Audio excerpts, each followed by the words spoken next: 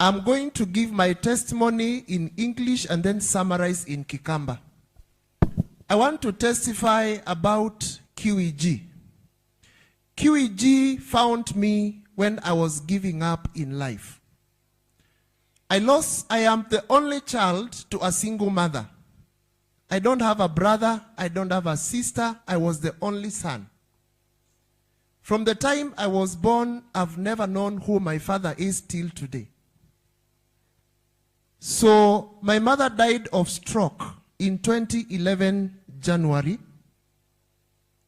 And when we buried my mother, I was devastated. The only person who was close to me was then my fiancé, who is my wife today. Now if you can rise up and wave. She stood with me, even going to take care of my mother in the hospital when we were not married. She would cook food and take it to my mother when we were not married.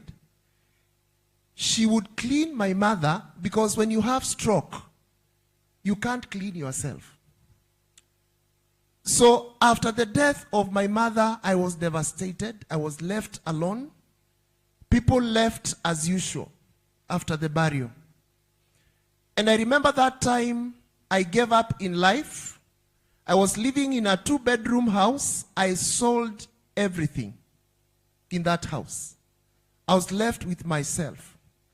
And I left where I was living and went to live in a single room with only a mattress and a Meko gas cooker.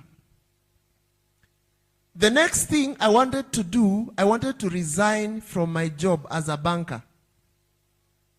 When my wife, then my fiancé, heard of it, she came looking for me because nobody even in my family knew where I went to live. Because I was planning after resigning, you can guess what next I was thinking of doing. My wife came looking for me one afternoon and she found where I was living. I remember she was directed by another friend who was the only person who knew where I was staying.